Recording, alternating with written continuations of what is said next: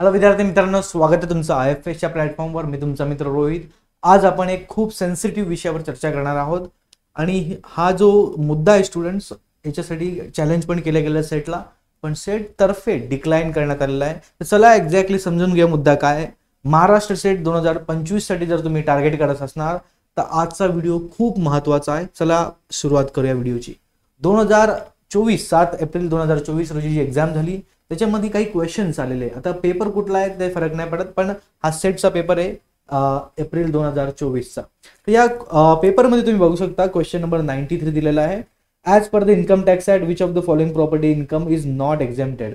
इकडे दिलेलं नॉट एक्झेम्प्टेड आणि मराठीमध्ये त्याचं ट्रान्सलेशन बघितलं, खालीलपैकी कोणत्या संपत्तीपासूनचे उत्पन्न करमुक्त आहे.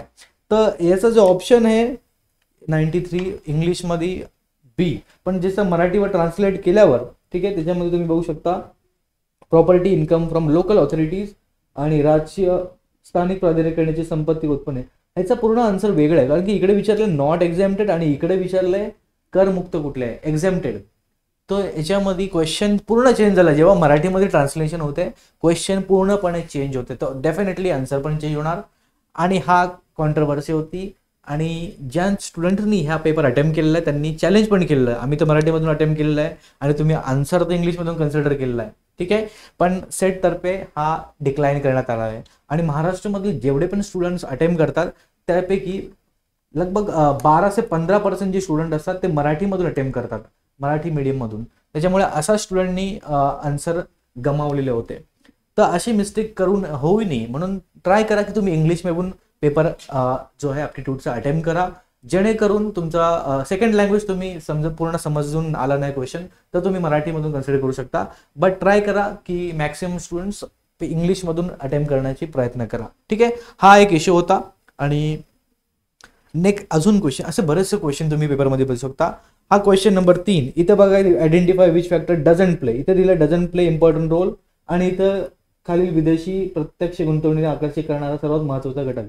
म्हणजे इकडे त्या विचारात त्यांनी पॉझिटिव्ह सेन्समध्ये आणि इथं डज नॉट, ठीक आहे. इथं डज आहे आणि इथं डज नॉट आहे. तर हा तफावत तुम्ही बघू शकता ट्रान्सलेशनमध्ये. आणि जेणेकरून तुमची ही मिस्टेक, ठीक आहे, तुम्हाला तुमच्या पेपरमध्ये मिस्टेक ना व्हावी म्हणून तुम्ही ट्राय करा की इंग्लिशमधून मोस्टली पेपर अटेम्प्ट करा, ठीक आहे. मराठी ट्रान्सलेशनमध्ये बऱ्याचशा चुकी असतात आणि जर क्वेश्चन चुकीचं असलं तर आन्सर पण रॉंग होणार. तर ही मिस्टेक तुम्ही बघू शकता आणि याचा आन्सर बी असायला पाहिजे, तर डी त्यांनी दिलेला आहे क्वेश्चन नंबर 3चा. तर ही तफावत तुम्ही बघू शकता, म्हणून आन्सर की पण तुमच्यासाठी मी घेऊन आलेलो आहे, तुम्ही बघू शकता.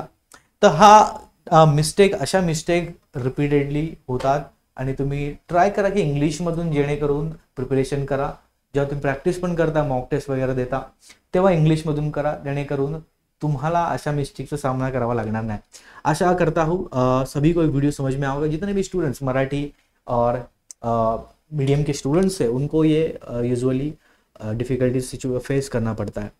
तो आशा करता हूँ वीडियो अच्छा लगा होगा. शेयर करिए ज़्यादा से ज़्यादा स्टूडेंट के साथ और उनको भी पता चले क्या क्या हमें चीज़ें जो अवॉइड करनी है नेक्स्ट सेट एग्जाम में, ठीक है.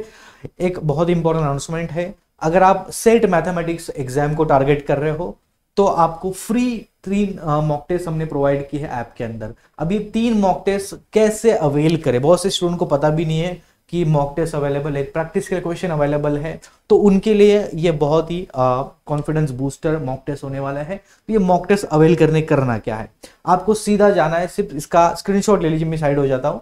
इस स्क्रीन का स्क्रीनशॉट लीजिए आप, बस इसको स्कैनर को स्कैन करिए, आप सीधा हमारे सेट की वेबसाइट पे जाओगे जिधर आप तीनों मॉक टेस्ट अटेम्प्ट कर सकते हो. सिर्फ 3 मॉक टेस्ट नहीं, इसके अलावा भी आप बहुत सारी चीज़ें जैसे कि CSR नेट के, गेट के, सेट के, NBHM के प्रीवियस ईयर पेपर एक्सेस कर पा सकते हो. उसके बाद previous year exam papers, topic wise paper analysis, year wise cut off, exam pattern, ये सारी चीज़ें भी आप एक्सेस कर सकते हो, ठीक है स्टूडेंट्स. तो आशा करता हूँ सभी को वीडियो अच्छा लगा होगा. शेयर करें ज़्यादा से ज़्यादा अपने दोस्तों के साथ end thank you for watching.